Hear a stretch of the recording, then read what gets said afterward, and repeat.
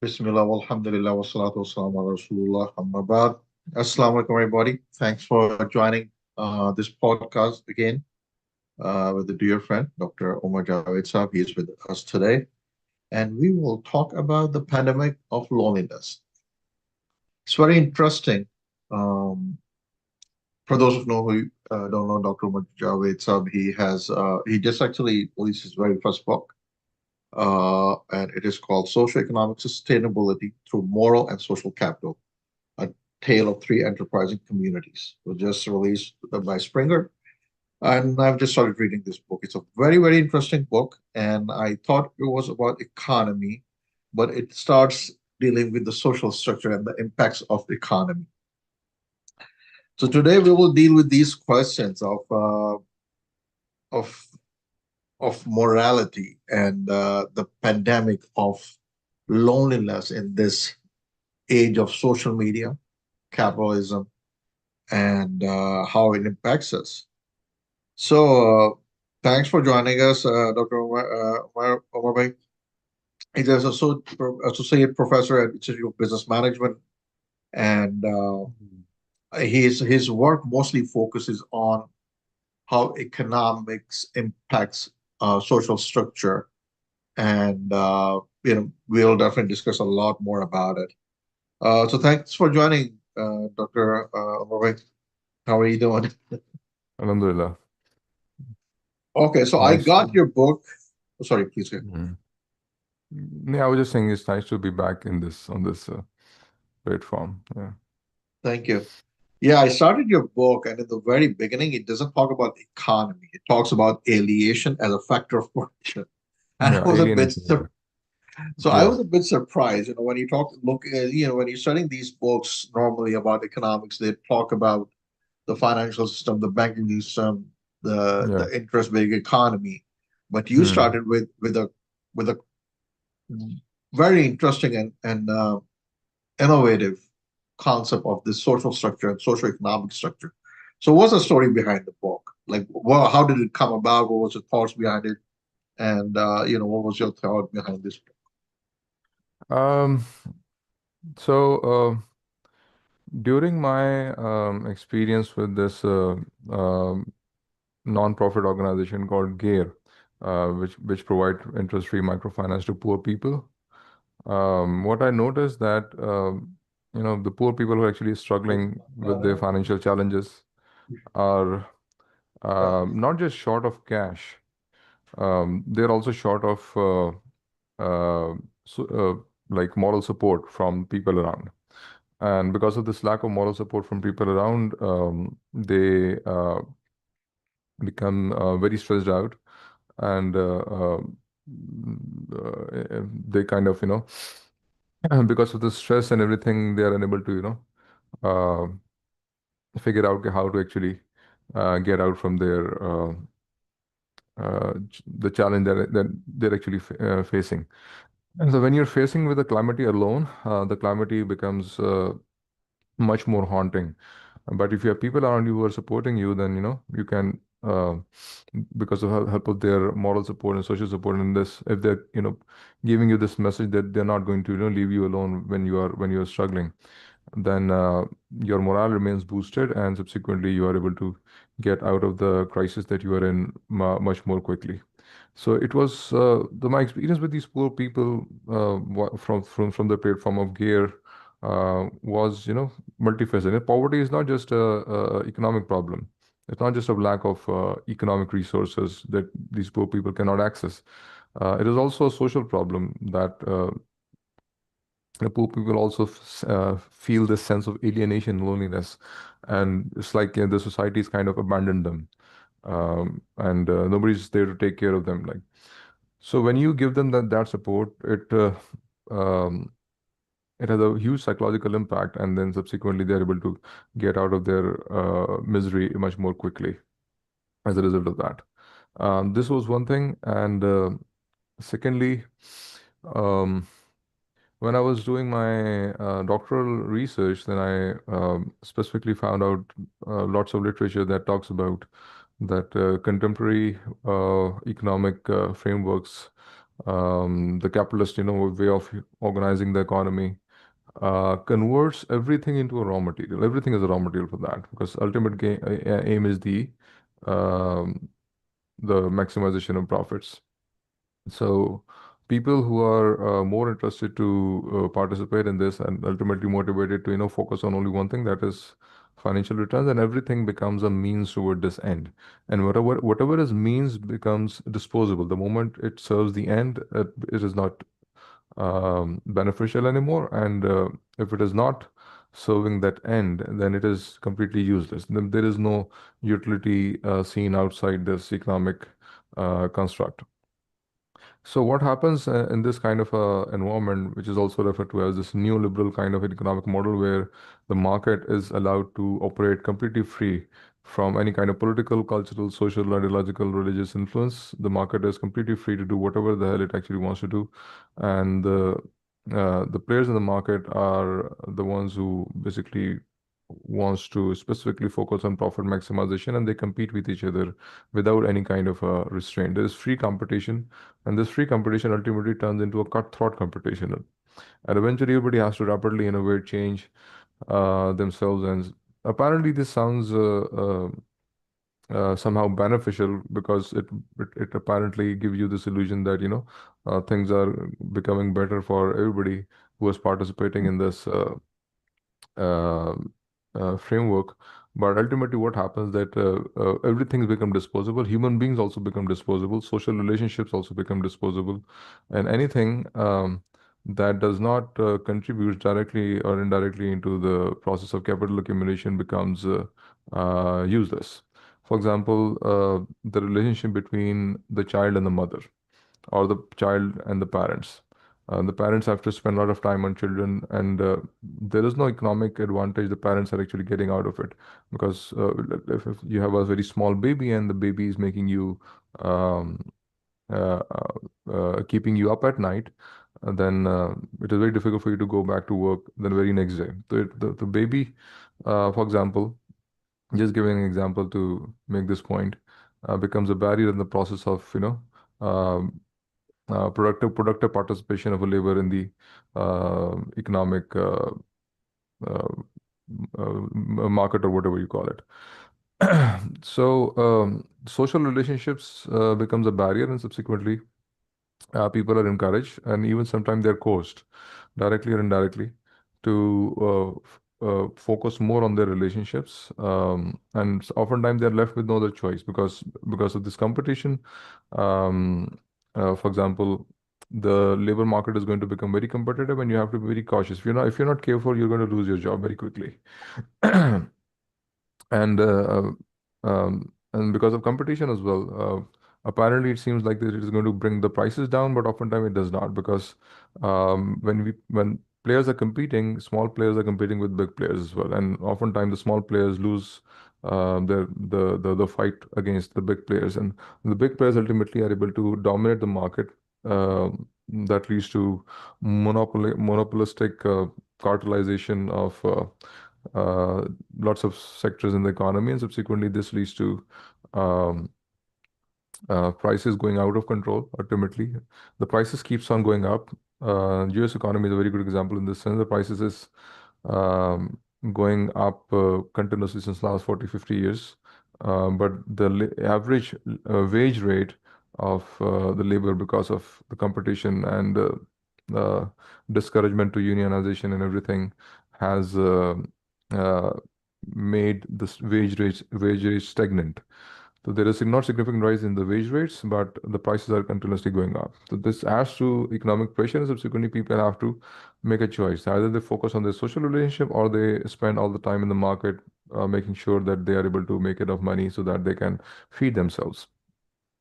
So, so ultimately, what happens that when every relationship is commodified and become disposable, so people are left with no space where they can, when they're vulnerable, if they collapse, there is nobody to take care of them, because everybody is occupied in, making sure that they survive in this economic um, landscape.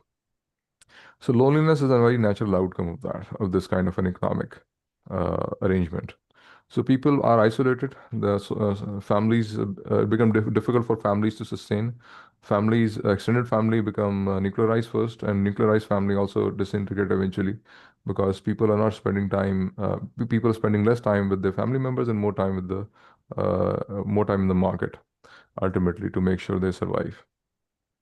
So people ultimately become lonely. And when they become lonely, they it leads to all kind of different problems that actually exist ultimately, for like mental health issues and suicide and addiction. There's a variety of different issues that I've actually explained in the book.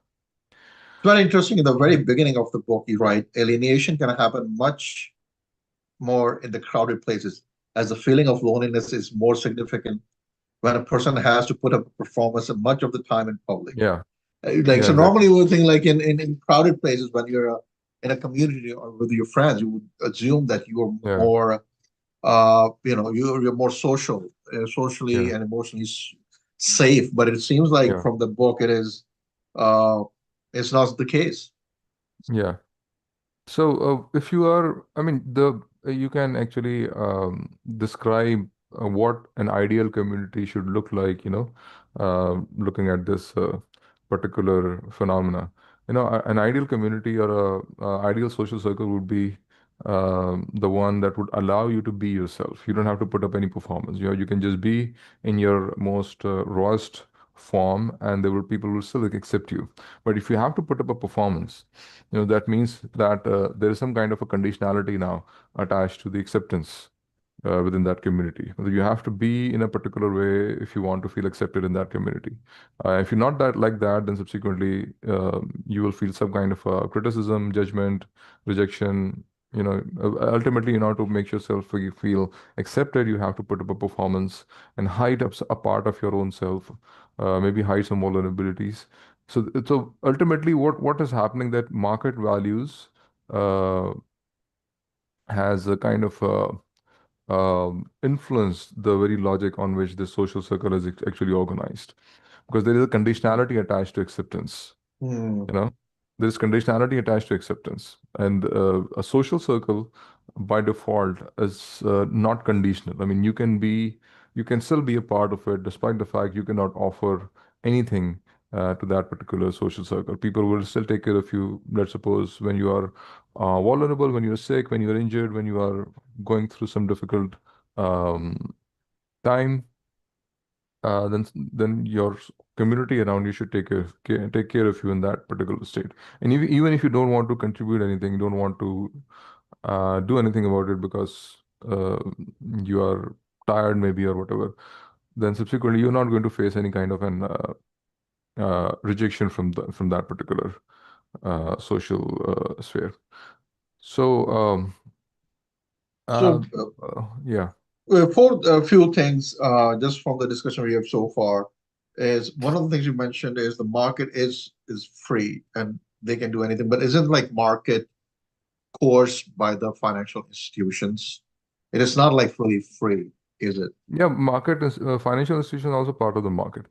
Of course, there can be, these hierarchical relationships within the market itself, but we're talking about the market as a whole, and financial institutions are within that particular market as Oh, well, mm, and they kind of push you in that direction where you are encouraged to make more and more money. For example, if you have taken financing from a bank, even an Islamic bank, let's suppose you're using their capital to run your business, then you have lesser option to not to make profits. For example, you cannot afford to not to make profits at all. Why? Because otherwise, the bank is going to come and say, okay, you're not paying back your dues, and so would you be interested to declare bankruptcy or what?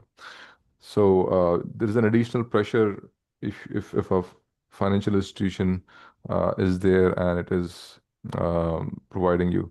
So so in this particular case, the companies have to become more profit oriented. They have to compete more. This phenomenon of cutthroat competition is intensified when financial institutions also jump in, and they say, we're going to help you beat your competition, and you can invest money and you can buy more machines and you can buy more You can strengthen yourself, and you can do horizontal, vertical integration and whatever, so that you can outcompete other players in the market. So So, yeah, in this sense, this so is part of the game. I have so many more questions but before I get into it, and these Yeah. topics you're talking about, uh, the tribal system and the guilds and the communities that support each other. And as we Yeah. talked about, how social behavior Mm. is kind of like coerced even in these systems. But you talk about socioeconomic sustainability through moral and social capital. So what do you mean Yeah. by moral capital and social capital? What is a moral capital and what is social Yeah. capital? Social capital is your this culture of support, this feeling of um, responsibility toward other people around you, even if they're not benefiting you in any way. You still feel responsible. Okay, if they're in some kind of difficulty, I'm going to go and help them out. So if there is this culture of mutual support, cohesion, bonding between people, this is referred to as the social capital. And when people demonstrate these kind of behaviors, then subsequently, it further increase the relationship between people. You know, supportive relationships. If you're being supportive, it leads to reciprocity. Other people also support you in return, and it's kind of a replenishable resource. I mean, the more you support other people, the more you use social capital in this sense, the more social capital is produced ultimately. All right, and the moral is like both of them are like dependent on each other. I mean, you have to have some moral values before you end up, helping other people feel responsible for them. Honor your commitments, for example. So you need to have this attitude of altruistic mindset. You need to have an altruistic mindset in the sense where you do not consider your own self-interest to be more important than the interest of others. All Yeah, right. you have like You a have this whole sense chapter. of, Sorry, yeah, you have you the sense of sacrifice. Yeah. you have this whole chapter of the moral basis of social and teleological basis of the moral, Yeah. right? So there's a whole chapter that I guess discusses this Yeah. whole topic, right? Yeah, Yeah. please. Yeah. Exactly. So I'm trying to describe in that chapter that moral is something different from rational, and moral is also different from emotional. you know No. because oftentimes there is this confusion that because of sentiments people actually help each other. Because of this, I think moral is more like a social phenomena. People feel socially obligated, otherwise they'll be excluded from a particular community if they're not feeling in a particular way. So it's not like that. The moral is something Mm. beyond rational, because you're not thinking about your own interest when you are acting morally, and it's not about emotions also. It is very likely that you might hate the person. There's a person in front of you, and he's in need.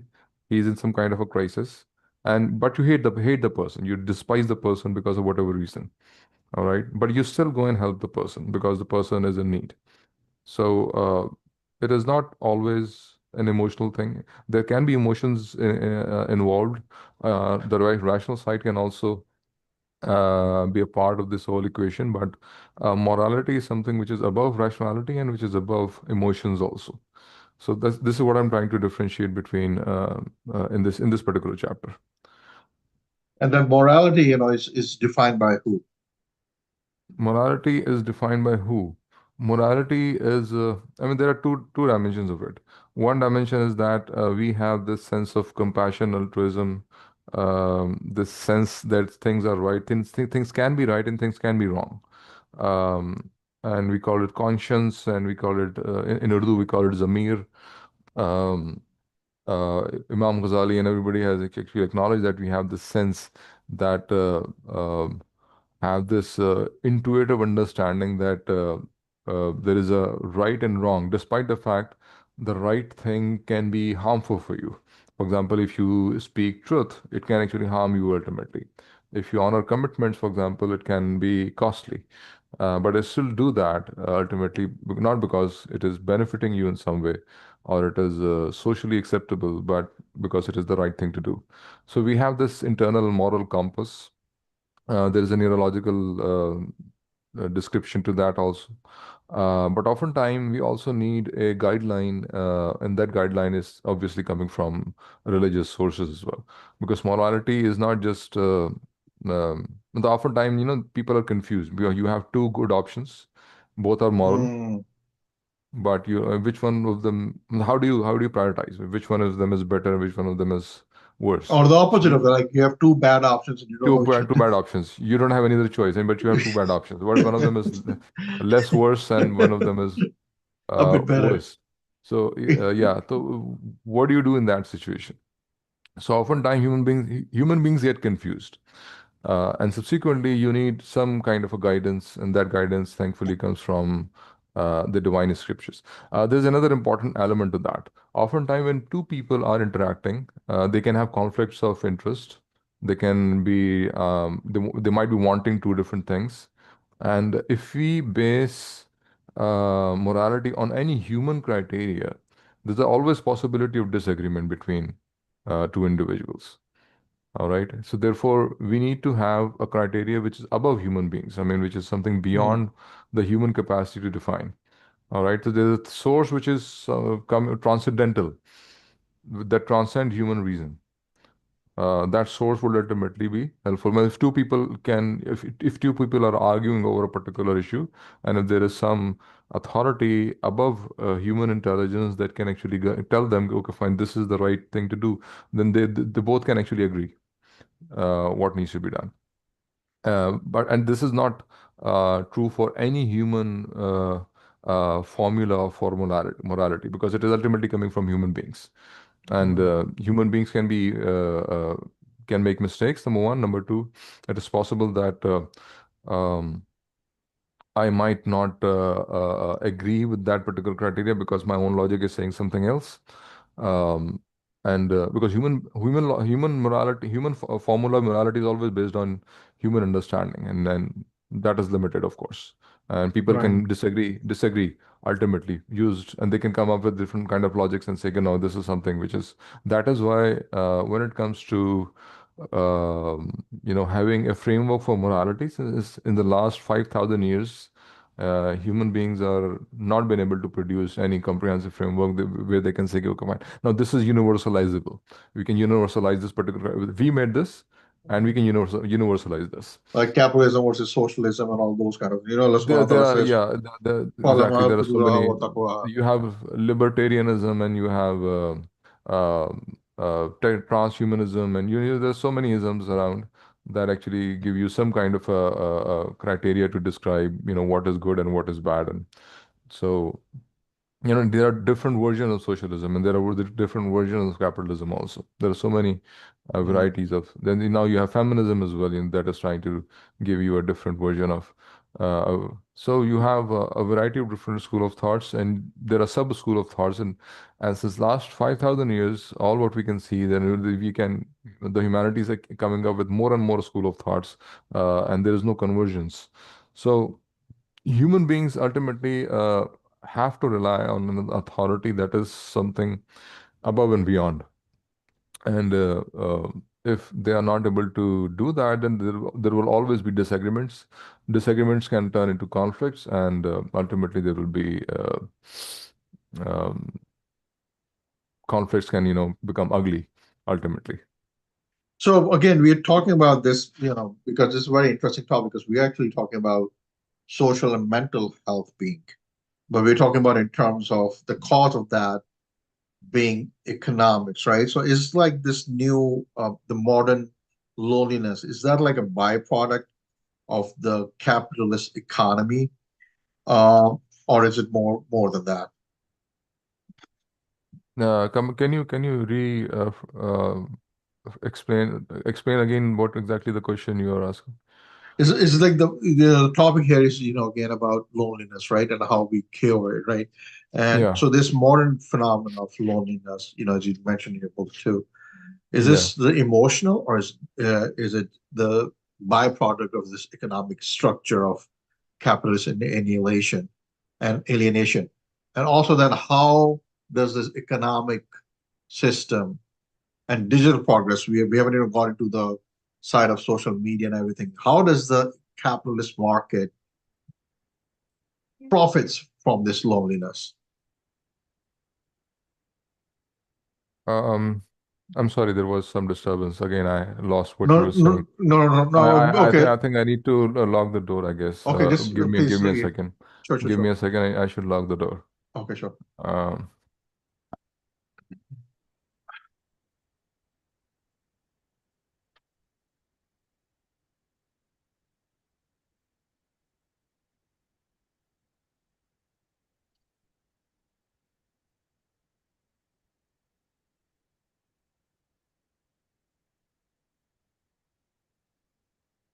Sorry.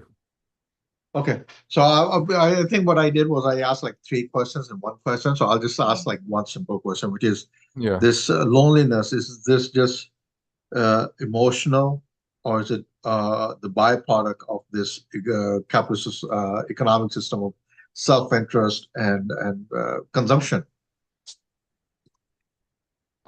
In capitalism, it is um, a natural byproduct. I mean, because if you notice, I've explained this in chapter 2 of the book, that in capitalism, you evaluate things, every bit of thing, not just the you don't look at something in totality. You look at uh, you try to get down to the most basic fundamental unit something is actually made up of. For Hmm. example, down to subatomic particles even. Right. Which subatomic particle is beneficial for you and which subatomic particle is not beneficial for you, and up the hierarchy. So, if you're looking at a particular tree, for example, you'll see which part of the tree is beneficial for me in an economic sense and which part of the tree is not beneficial for me in an economic sense. If you're looking Hmm. at human beings, again you will see which part of this human being is beneficial for me and which part of this human being is not beneficial for me. All right. So ultimately, what happens whenever you look at something that nature has produced, you don't take it in totality. You try to break it down into bits and pieces and use those bits and pieces which are beneficial from an economic sense, and you discard those bits and pieces which does not make any economic sense in its essence. So just like that, human beings were always part of some kind of a community. There were always been into some kind of a social cultural arrangement, bonded together into tribes and extended families and these braderies and whatever you call them. But for capitalism, you're not a part of a bradery. You're not part of a community. You are an individual who can offer something to the market. It doesn't really matter, okay, which brother you belong to, which community you actually belong to. They will use you, and once you're used, they will discard you. All right. And when this is happening with every individual, then subsequently, people are like a um, uh, they end up, being lonely. Well, there's more detail into this, and I think some part of the equation I actually explained when we started this conversation. Um, So Yeah, it has an emotional component also, of course, because people are bonded together in an emotional sense, or you feel lonely, and anybody feels lonely especially when they're vulnerable, when they are sick, and there is nobody around to take care of them because everybody's occupied, doing something. Otherwise, if they don't get themselves occupied, then subsequently the market is going to discard them because of the competition. So everybody has to make themselves available for the market and less for the family itself. That is why people, keep uh, working for longer hours. There was a time in USA people would work for one single shift, and then the prices went up, and subsequently they started to work for two shifts. And the mothers were not working, and then ultimately mothers also has to start working because the prices were going up and up and up, and eventually mothers were also occupied for like two. There are examples of single mothers with kids who are doing three jobs in a day absolutely. in these kind of economies. So So the is prices keep this, going. Yeah. sorry, go ahead. Complete your thought, and I have like so So many more yeah, questions.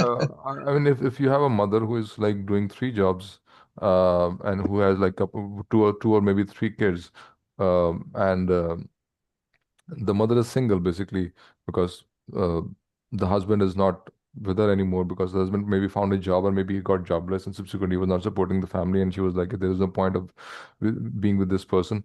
There can be so many other reasons also. So how does she would be able So, to spend time with the kids, and the kids will ultimately feel isolated and lonely ultimately. So so so yeah, you write in your book, and I'm talking about like, is this the economic an impact of the economic colonialism, right? So in your book, you say that the reconfiguration of a family as an economic unit rather yeah, than a moral unit, right? yeah. And so how does the structure of the family, the isolated nuclear model lacks the buffers, one provided by the tribal life. So like, how does this like is so my question, I guess, is twofold. One uh, is the economic colonialism, if you will, Yeah. and then second, how does this impact the tribal system and the family system? And you talk about that in your book as well.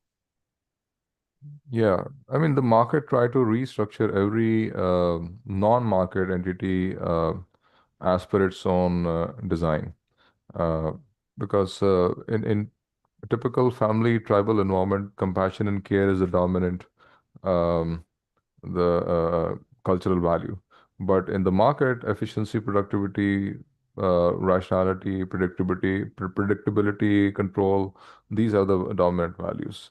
And what happens when the market values colonize every non-market entity, then even the family unit also end up, evaluating their own relationship in terms of how effective they are in terms of their capacity to produce some kind of an economic output. Let me give an example. I think I've mentioned this earlier in some other podcasts also with you. That Imagine a mother who is working somewhere and she has a baby, for example. The market logic would make her calculate, is it more financially viable to spend time with the baby, or is it more financially viable to work somewhere and then hire a maid for the baby? All right, and she can do some cost benefit analysis. This is the salary of the maid, and this is the salary I'm getting outside. This is the difference, and in which kind of an economic arrangement I would be able to make more money if I be able to if I be in a loss. Let's suppose I have to pay more to the maid, and I'll be getting less salary from the other place. Then it is better to spend time with the kid because that would be You a better you economic. talk about that in your book too, right? And again, we're talking Yeah, about I think you write that it's a shift from motherhood to markethood, right? And we're yeah, talking about the outsourcing of motherhood and the parenting, right? But yeah. basically, Ultimately, this outsourcing happens. work. Yeah, everybody is encouraged to outsource every damn thing. Even in Muslim countries right now, we have outsourced the phenomena, lots of phenomena, in fact, which was supposed to be taken care of. We already have daycare centers. We already have these hospices where elderly are taken care of. We have now uh, uh, All elder uh, homes. wa- elder homes, and then you have these services like you don't do kurbani anymore yourself. You just outsource the whole process. There's a Mm. masajid and a madrasa. They're announcing, okay, fine. If you want to purchase one particular portion, Portion. then you can give us this much amount of money, and you can they'll do the whole process for you ultimately. And so you can find lots of examples. uh, Giving a bath to the dead body. This is now outsourced to different NGOs like AD Center actually do this for you. So a lot of functions which were being done by people themselves are now being outsourced to uh, even religious societies like Pakistan. Yeah. So So that's very we interesting observation, because I never actually thought about it, right? We just think Mm, about it, okay, you know what, we just think about these as services, quote unquote, yeah. right? We don't think about that, okay, you know what, this was all of these little rituals, if you call them, or these different things. They were supposed to bring the families together, They were and they were supposed to supposed to bring bring the the tribals yeah. together. They also had a psychological and spiritual impact on you if you're doing it yourself. For example, if you do Qurbani yourself, if you are performing the act of sacrifice, the animal yourself, then it has an impact on you. And when you outsource the whole process to somebody else, that impact is not there anymore. Hmm. So, I mean, even Same thing with I'm janaza, same thing with the funeral, right? same I thing mean, with the funerals. Yeah, exactly. because that's such a personal thing. Like, now, it Uh, was such a thing that, the son would, do the ghusl of the father and do the janaza.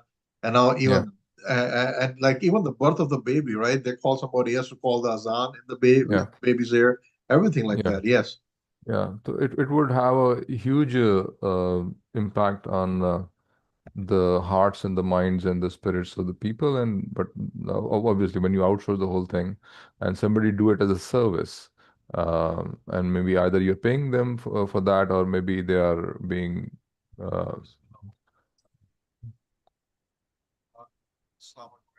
Thanks for inviting. um, I think there's some recording is being played of this. I think it's probably on your side. Do you have like the YouTube link on your computer?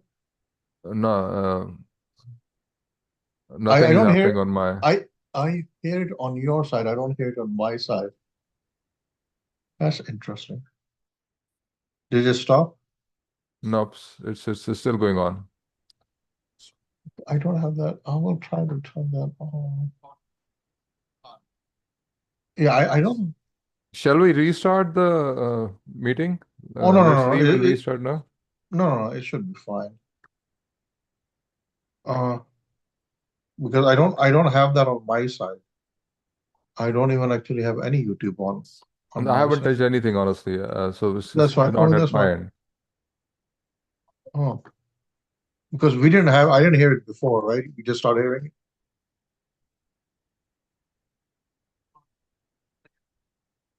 It is still going on. Uh, because I don't. Um, I'm not recording it now. You are recording it, so the must. So it only can be played at your end. It cannot be played at my end because I'm not recording it. Right, right. What I'm saying is like, it is. I don't have any other link on. Uh, Um, I'm wondering what's happening here. okay, Let's. all right. Okay, well, there's something. Um, it was actually the YouTube. Okay. Uh, the On YouTube your. was somehow automatically Oh, playing it. Okay, okay. just So, just pause it. Yeah, it's fixed now. okay, good, good, good, good. Okay, good. Okay, perfect. Okay. So I think we got distracted. We were talking about Yeah, motherhood and the markethood yeah. Motherhood versus the markethood, of course, and versus both the market. cannot both are incompatible. It is difficult for either one of And them like to survive. what we were talking about, these like, that we have outsourced everything, Yeah. and the impact of the emotional and psychological impact of No, that on the humanity. pregnancies are even outsourced. The pregnancies are even outsourced. In another level. And you can outsource a pregnancy even. I mean, you can hire a surrogate mother somewhere, and you can ask you pay surrogate mother like $10,000 or something in some developing country, and they're going to breed the child for you, and subsequently, once the baby is delivered, it will be couriered to you And in a also bliss of like life. these the human body parts, right? You hear about them all the time, like kidneys and other things. Like people like Yeah, sell them as well, and that's just the deprivation of society, right? I mean, it is yeah, everything has been like I think you write that in somewhere in your book, and I kind of find yeah. Everything can the be source. bought Right? and sold. Yeah, You mentioned that everything is commodified. everything is. Yeah, but there are people on the top who would see you as a commodity, and they would see parts of you as a commodity to be consumed, and they're not concerned about the whole of you. They're only concerned about, and this can actually go to some very wild extremes as well.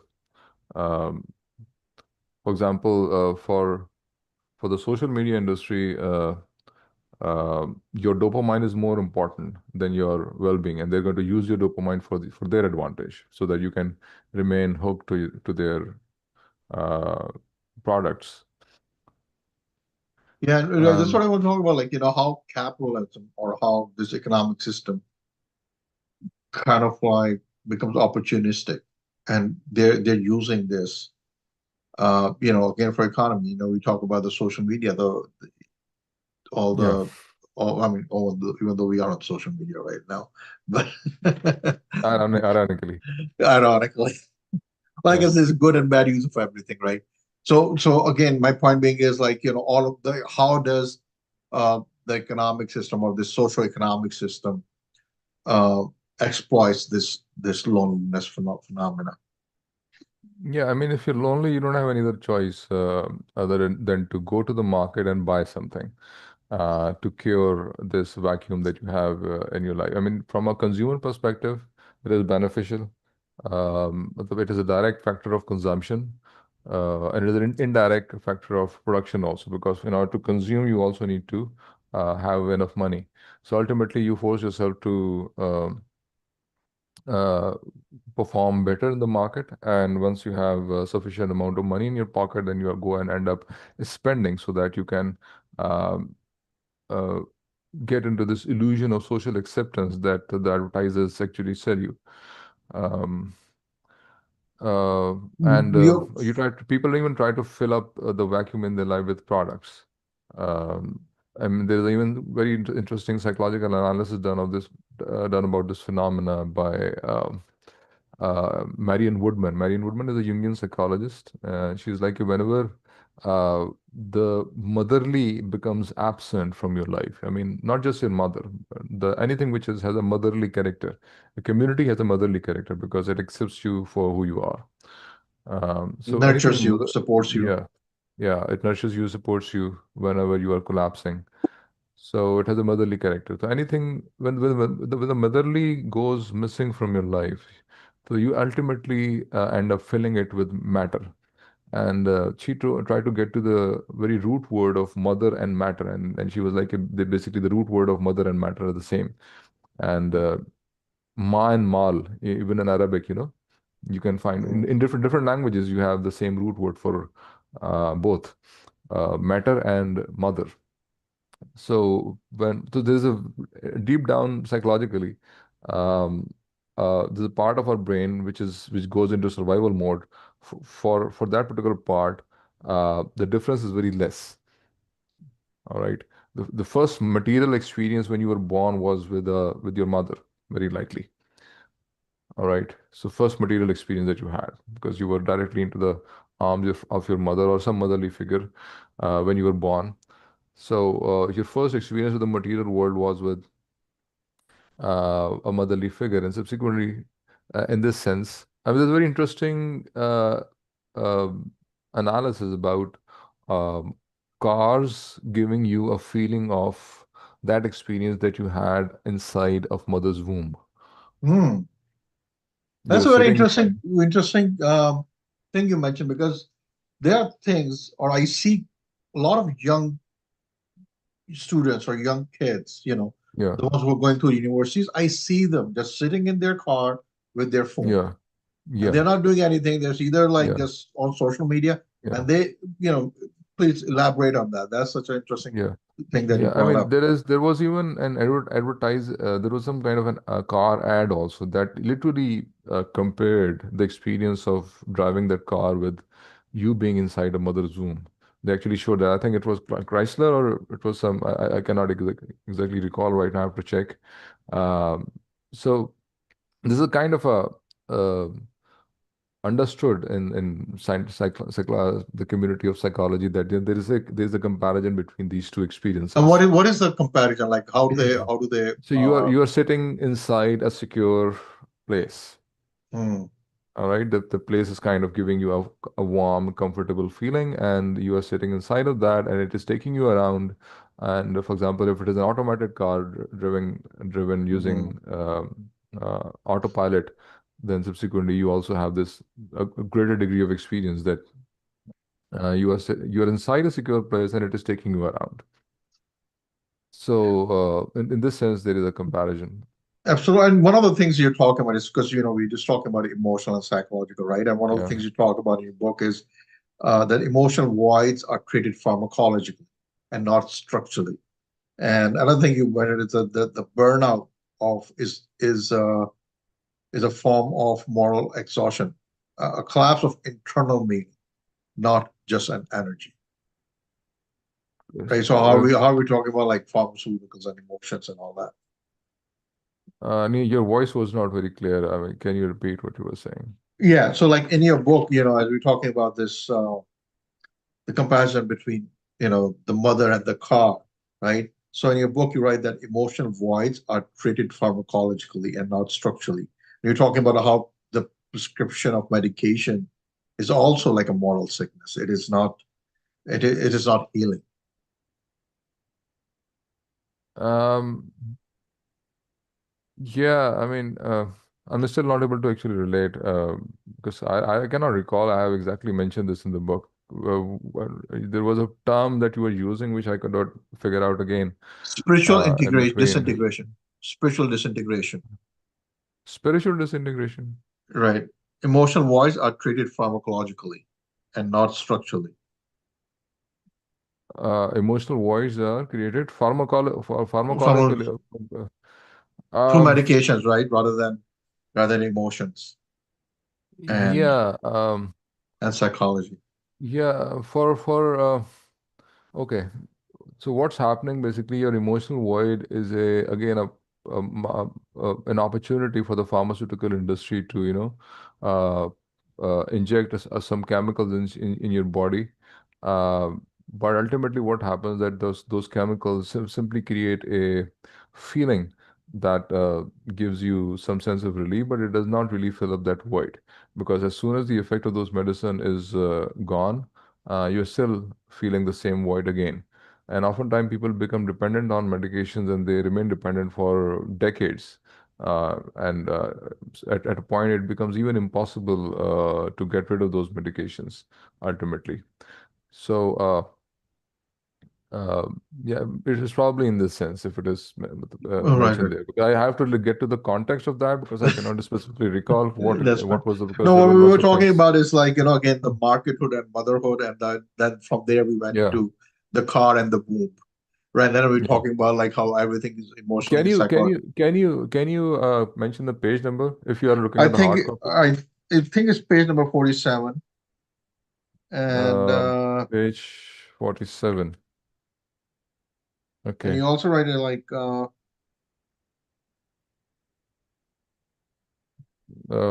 Page 47. Where exactly? like if you saw this actually even the paragraph, the second paragraph, right? You say like a key distinction between the social and the economic is perhaps a degree of conditionality, Yeah, right? Right. And the market transaction, the conditionality is standardized, and the yeah, price measured in monetary terms must be yeah, offered. And yeah. unhealthy and social relations, however, conditionality emerges when the particular behavior is decided Hmm. before something Yeah, essential is offered. Yeah. yeah, You yeah. I talk mean, about yeah, that's something else. But the thing that you were talking about, the emotional void and the pharmacological, where exactly is that mentioned? Because I cannot recall that. वो कहाँ uh से आप पढ़ रहे थे? it was let me find out. It was I did not highlight it actually. Give me a second. Okay. It'll take me some time. I'll go through the because I it's in this chapter number 3 though. It's in chapter number 3 somewhere in the beginning. So you see there like Uh, okay. Anyways, we can, come back to it whenever there's a, we can come back to to it. okay. So let's talk about this, the social concern. We're talking about like the pandemic of loneliness. Let's go back to that point, right? And Yeah. that's where we were talking about like that the emotional voids of and I lost my chain of thought. Um, so we were talking about the collapse of family and the tribe under this economic system, right? How that was the moral um, what you call like a moral and social capital, right? And Mm. we were talking about the uh, so what is the solution then? I guess let's talk about that. What is the solution Yeah. that you propose? Yeah, Yeah, the solution is to bring the economy, bring the social out of the clutches of the economy. And this can only happen when you have a metaphysical, ideological framework that prioritize social over the economic. I mean, you cannot do that because the metaphysics of capitalism considers social to be less important and rather an instrument of the economic. When the social can survive, the social side of the society, the culture, and the community, all of that can survive only if they're serving the economy themselves. They cannot survive on their own. I mean, without, being instrumentalized by the economic itself. This is the metaphysics of capitalism. So it has to be the other way around. Traditionally, the economy used to serve the society. The society was not there to serve the economy. It was the other way around. This is something that Islamic economics people has to also consider it very carefully, because when they pick up uh, capitalist institution and they try to Islamize it, they completely miss this understanding that these institutions are instrumentalizing every damn thing. In a typical Islamic society, a market or an economy serve the social. It is not the other way around. And it's when the social is being served, uh, then subsequently social can actually survive. Social can remain intact.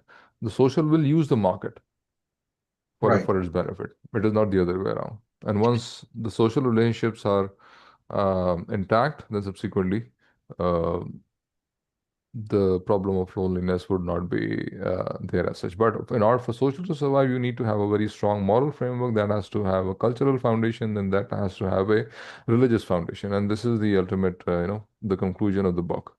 You cannot have it other with any other. But there has to be a strong metaphysics that um, prioritize sacrificing your Hmm. self-interest for others.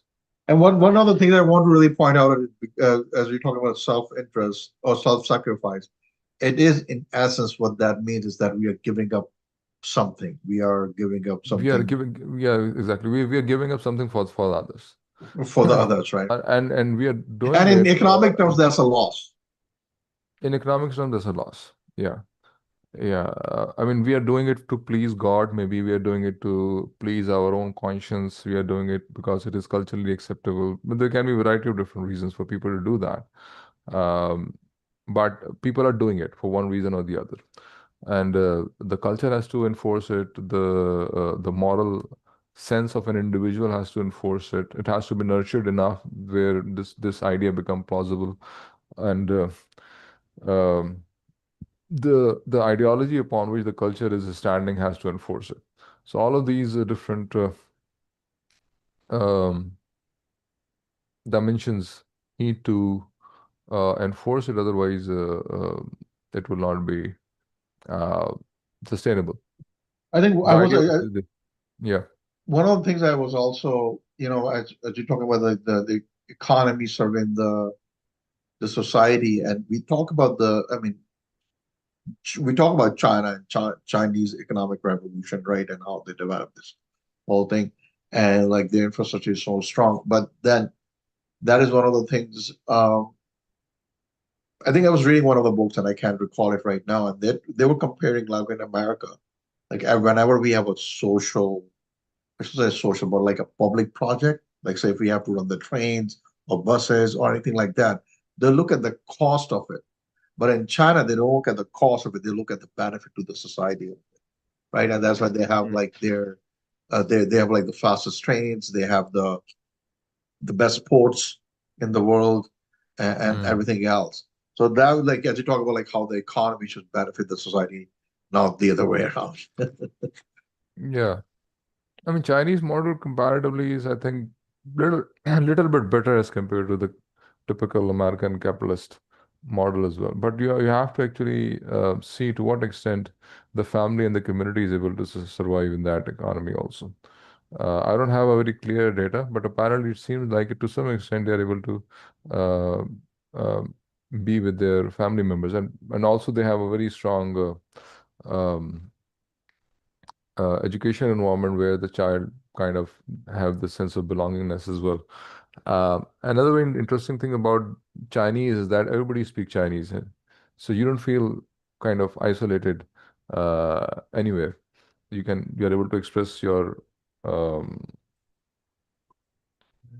uh, unlike in any kind of a multicultural environment where you actually have to find people who actually speak your language and understand what you're saying. But in China, this is not the case, very likely. Of course, Yeah. because everybody's using the same language. So in this book, you compare different communities, right? Like Memo communities and Chinese communities, and how Yeah, they support each other, and you kind of like provide them as a model of this yeah, socioeconomic uh, structure of guilds. And we can also talk about souks and how souks were like a public marketplace, if you will. yeah. So so can you elaborate on that a little bit, please? How does that solve the problem? And even like on how the contemporary capitalist system is even impacting uh Yeah, their system, their family structures. yeah. So their socio-cultural, the life that they actually had was very much intact until the last generation. The Mm, current generation is becoming more capitalistic, more consumer oriented, mm, and they're more interested in showing off their wealth. And subsequently, there is a phenomena of breakdown of the family, typical families life that used to exist there also. But comparatively, they're still better. Situation is not as deteriorated as it is in the rest of the society or in the Western countries. But it is possible that if they keep moving forward in that direction, they might lose their community uh, integrity that like it used to exist in earlier cultures. I mean, for them, um, supporting other people was part of the, you know, culture. It was a kind of a very natural thing. When there is a need anywhere, um, then they would be, very much um, motivated to help help whoever is actually coming forward for any capacity. So that used to happen very uh, frequently earlier, but maybe it is not happening to that extent anymore. and you also talk about like this tribal structure, right? And how the tribals societies thrive through tribal structures and supporting each other, even when the empire, like when the political structures collapsed, right? And Yeah, that happened throughout history. yeah. I mean, people do not. But humanity has not sustained itself through empires because empires keep coming and going. Humanity has been able to sustain themselves through communities, through this mutual sense of support. Because oftentimes things are very difficult when the bigger political structures that were protecting you disintegrate and the community is vulnerable. They're under threat often. The resources become very scarce. So how do you survive in that kind of an environment? So survive by joining hands. Everybody become more and more supportive for each other. And without the sense of support, ultimately the community would naturally disintegrate. People would be like, yeah, if people around me are not supporting me, I'd rather find my, I should go somewhere else to secure myself and my family. But if you are getting that support from the community around you, the people around you, and subsequently you would stick together, you know. Um, so this social bonding, the social capital, and the moral capital, the sustained social capital has always been, the reason why the humanity itself has survived through the ups and downs of history. It is not the empire itself, because empire ultimately collapses after a few hundred years.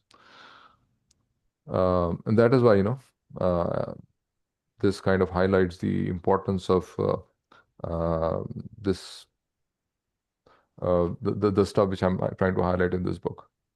Another thing, though, it's not like directly related, but it is kind of like indirect related. I wanted to talk about it. I don't know how much time we have, but I definitely wanted to talk a little bit more. I know it is something that you have touched otherwise as well, is Yeah, the dopamine effect of the social media yeah, and how that impacts, this creates this sense of loneliness even around the crowd, as you have mentioned in your book.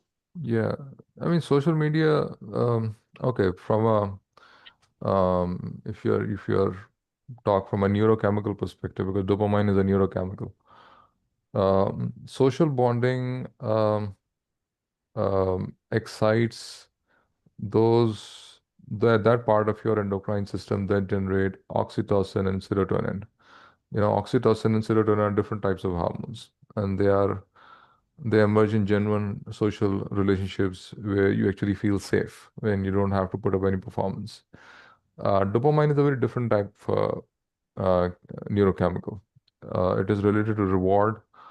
You accomplish some task and you get some kind of a reward in return for that. So you can literally create a difference between happiness, satisfaction, contentment, and pleasure. Pleasure and contentment are two different uh, experiences from a neurochemical perspective. Happiness and contentment is based on oxytocin and serotonin, while pleasure is more dependent on dopamine. All right.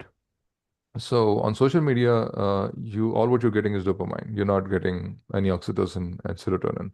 And if you're confusing it with happiness, then ultimately you'll start feeling Mhm. empty very quickly, because the body is more in need of oxytocin as compared to dopamine. Now, dopamine is supposed to be there for a short period of time whenever you accomplish some task or something. It has its own significance, but it is not supposed to be there all the time. And ultimately what happens that people who spend a lot of time chasing dopamine, their endocrine system kind of backfires, and it creates a vacuum of dopamine, in fact. And that vacuum of dopamine, and when there is no oxytocin also, it creates a very haunting kind of a feeling. So the more you chase dopamine, the more haunted your life can actually become ultimately, because your endocrine system is going to swing back in the opposite direction. So this is called homeostasis. The body's attempt to achieve homeostasis. The balance is tipped off in one direction. The body is going to try to tip off the balance in the other direction, so that eventually, it come back to the state of normality ultimately. So It's, social it's media, yeah, and another thing about social media is that it you have to put up a performance all the time. It's not the real you, and you're also seeing a performance from other people as well all the That time. goes back to your point of being alone in a crowd, right? Yeah, Being little yeah, loneliness in the absolutely. crowd. Yeah, absolutely. So you have to have some good things to share all the time on social media where people are going to, or you're going to, um typically this doesn't happen because this is a very short, I mean, you cannot share negative news all the time. Otherwise, people will see, okay, this guy is, constantly trying to um, get attention while sharing his lows in his life. So that does not sustain, and ultimately people are tempted more towards sharing the positive stuff. But if not much positive is going on in your life, then subsequently, uh, all what you can do is compare yourself with other people, and um, And that also leads to like a and burnout, right? feel depressed ultimately, because that good things are not happening in your life. Recently, I was watching this interview of some movie star, a celebrity, one of the top in Hollywood. And she was like, I try to stay away from social media and try to stay away from Instagram, because one day I was on Instagram and I saw somebody spending, very positive experiences of their life. And she was like, despite the fact she's a celebrity, she's a multi-million dollar, her market value is, what do you call it? She's a very rich person, very famous person, and still she was comparing herself with some guy on social media, And she was like, I was depressed for 2 days. Why don't I have all of these things in my life? And she I was don't like, have yeah, happiness, no I don't contentment, no have, happiness. though that particular thing that guy was actually sharing. Like he was playing with his dog and he was on a very nice countryside or whatever, and and she was like, hey, okay, this is too much for me. I don't want to, keep getting myself exposed to all of these things. So no matter how rich you are, no matter how much famous you are, no matter how materially well off you are, there's still something missing in your life, and you can still, find some example on social media that can actually remind you, okay, fine, this is something missing in your life, and your mind actually keep going to that particular point, and that kind of, adds to that feeling of hauntingness, um, ultimately.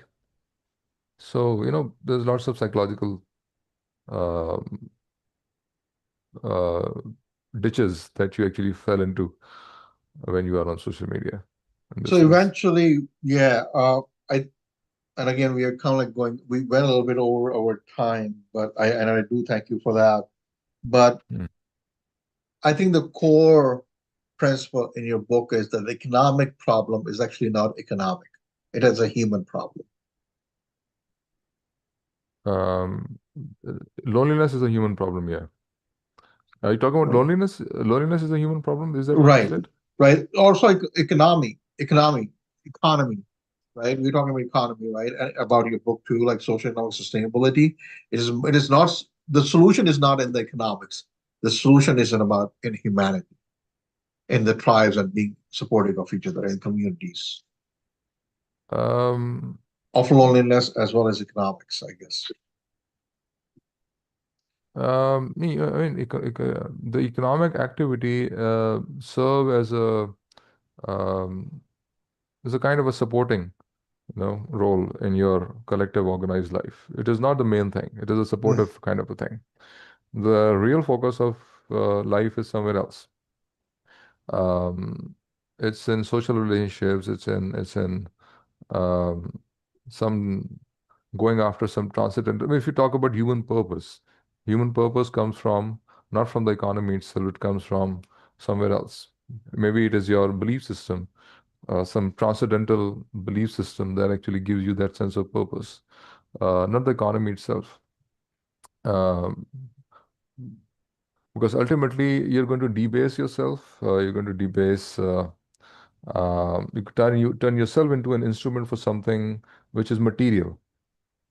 This is kind of, debasing yourself. Human beings are definitely more important than any material resource that is out there. But you say, I am an instrument for something material, so you're basically debasing yourself. And deep down inside, we understand that this is um, a kind of degradation and disrespect to our existence. If we are turning ourselves into instrument of something which is less important than who we are. So So ultimately, we spend have to, having a purpose means that you have to instrumentalize yourself. That is more important than your own existence. So question mm, is, what is more important than your own existence? Is it money? Is it having a nice car and home? Is it something else that market is offering, or it is something else? so So that is, that's what a yeah, burnout is. It is a collapse of the internal meaning, right? it is A a, burnout. yeah, yeah, you can say that definitely because you are chasing something that you're not supposed to chase deep down inside. Um, you're continuously disrespecting yourself.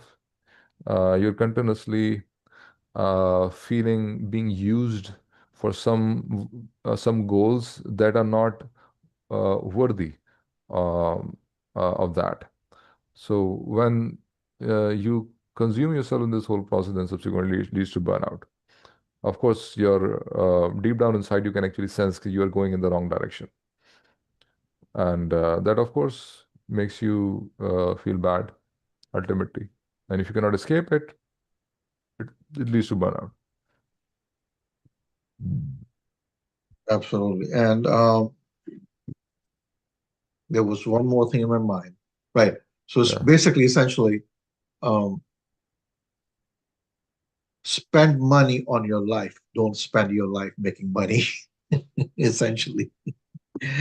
Yeah, I mean, for that, of course, you need to spend some time in the market, obviously. Right. But market is a part of that. Your life, even though your life is not part of the market, your market is basically part of your life. Right, right. That's what need to. Uh, it's a kind of an worldview that we need to um, It adopt. is a very, very, like, I have not completely read this book, but it is such an enlightening book because we don't look at the economy from a social human perspective. Yeah. And I really, really encourage everybody, even from like emotional psychological perspective, and they're studying. And it is such an important topic that nobody really talks about. And I do really appreciate that you have spent, uh, you know, a big part, of your academic career thinking about these things and contributing to society for that. So I really, really thank you for this book. I really, I haven't read the whole book. I just started like the few chapters, 2 and 3 chapters. But I really enjoyed so far what it mentions, and how it kind of like reorients like how we think about economics. And it's like a mindset, like how we think about money versus society, and what is the opportunity cost of economy versus life. Yeah. Big. Thank you so much, Omar Bhai. Again, a very, very interesting podcast about the loneliness and the moral way out. Any last words you want to say before we? Mm, I mean, there can be lots of things that can be added to the discussion. Um, so, for example, um, we need to, uh, I shared this book in a group where uh, there are lots of professionals academics, in fact, who specialize in Islamic economics and finance. I shared this book with them, and I requested them that, the kind of economic model that you guys are trying to, that this book actually explains that. Although it doesn't talk about Islamic economics directly, but it presents a model where Islam should ultimately lead us. And we need to Mhm. evaluate the current economic practices. Whether we keep talking about, Islamizing the banking industry and Islamizing the stock market, and Islamizing the corporations and the education system for that matter. But um, the foundation is kind of missing in this entire Mhm. discussion.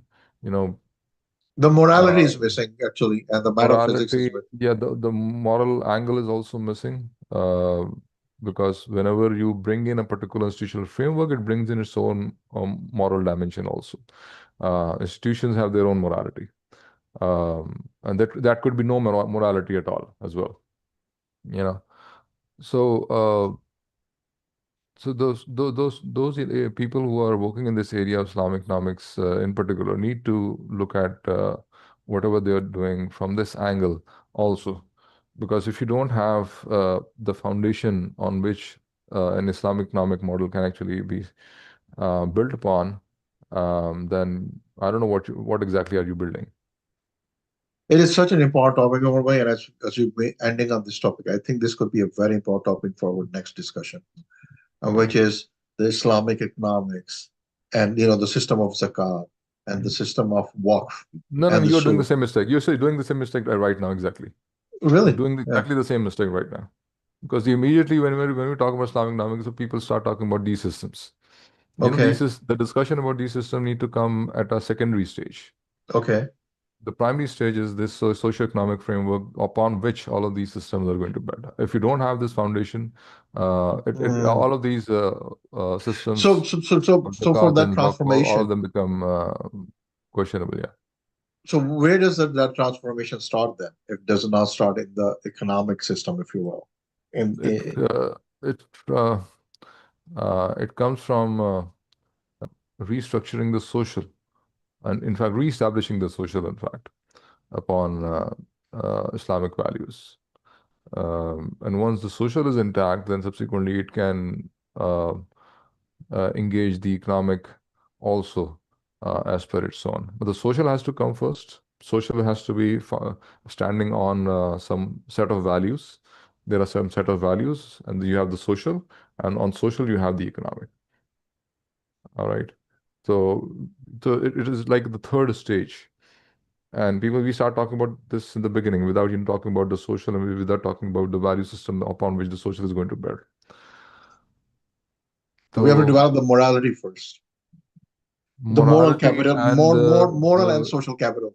the We have to do social, yeah, yeah, you can say that. the moral and the social capital. We have to develop Yeah. that first. Yeah. And how do we do that?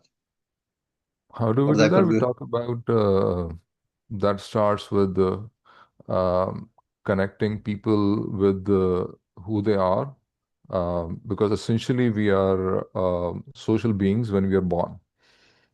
Naturally, we are social beings, and ultimately we turn into moral beings. Um, Before we we also turn into economic beings as well, but um, primarily we are social in our nature when we are born. So we need to go back to our roots. I think, and And you mentioned a very important point, earlier in the discussion regarding we have outsourced all of our, even religious sacrifices, yeah, the birth and the janazah and everything like that. So that has to be come back, and yeah, also we need to. also the role of the masajid in it. Like we have to build the Uh, community based on the masajid. yeah, we need to start from the family first. What's going on within families? Mm. Um, there are lots of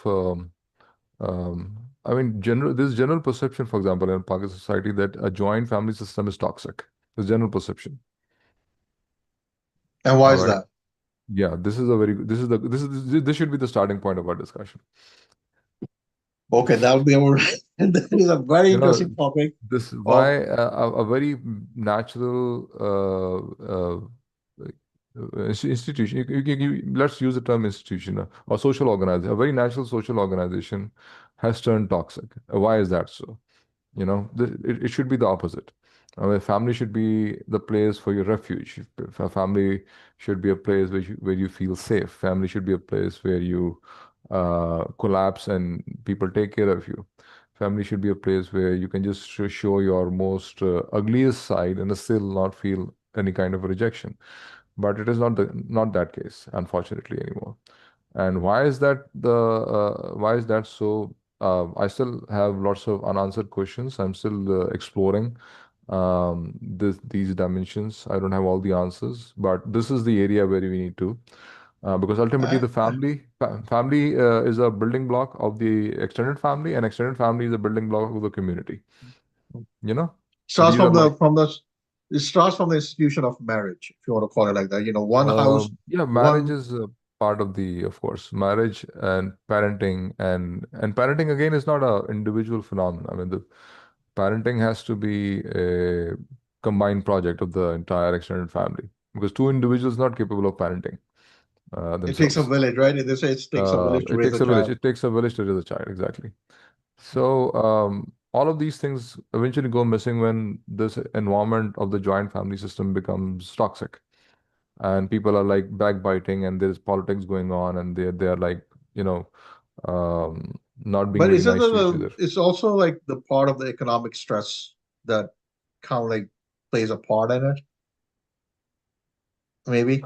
There is an economic angle to this, yes, uh, but in the subcontinent, if you talk about Pakistan or maybe India also, in Pakistan particularly, consumer culture is still penetrating. It has not penetrated fully.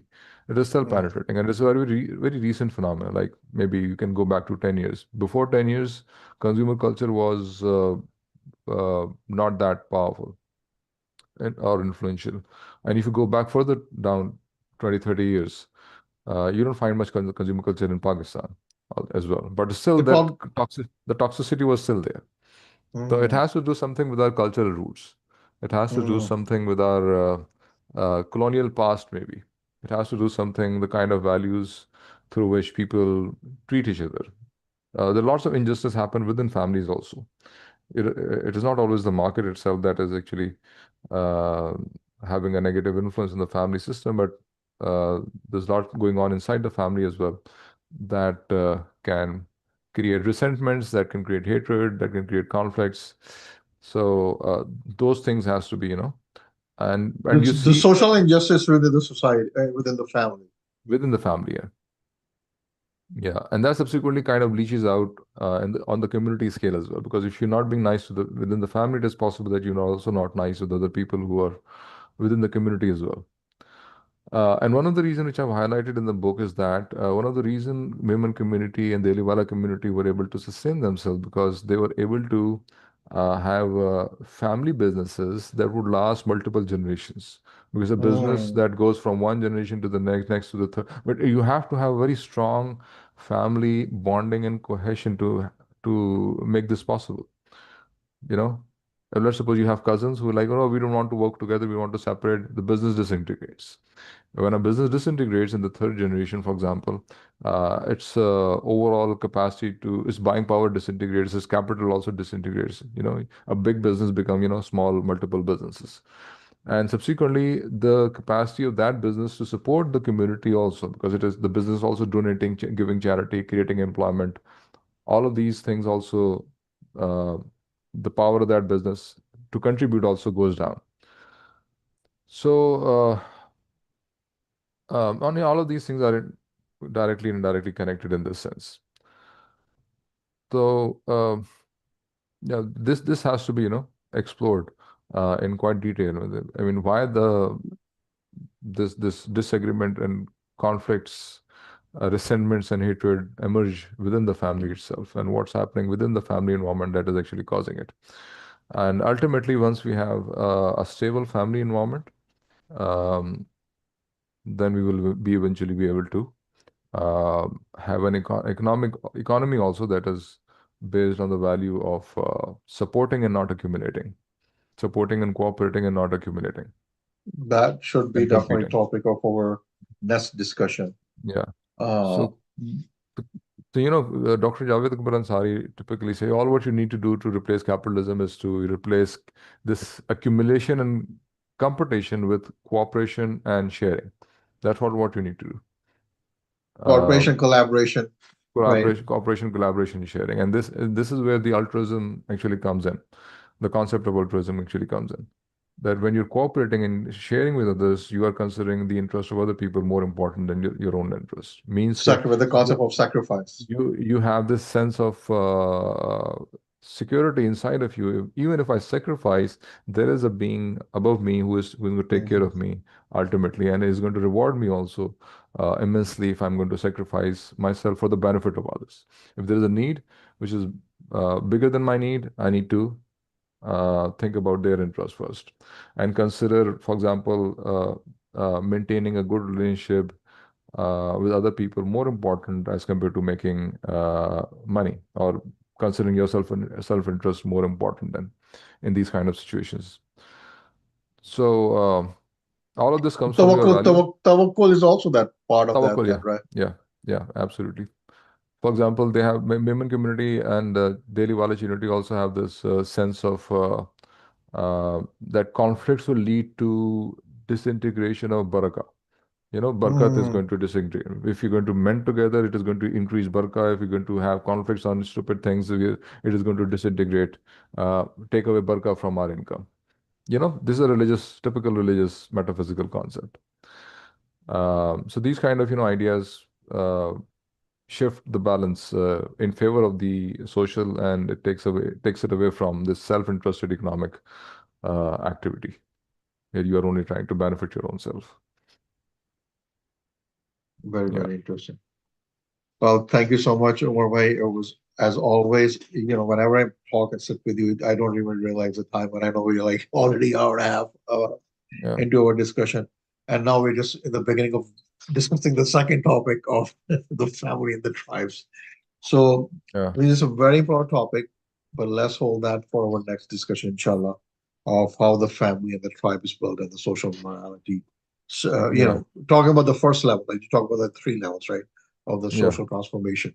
So we will, inshallah, talk about the very first level that you talk about the social morality and the social institution of family and joint family and the tribe. I guess we will expand upon that, inshallah. yeah. Well, thank you so much. I really, really appreciate your time, and thank you for for joining us, and it's Sure. always a blessing. Thank you so much. All right. All right. Thank you. Thanks.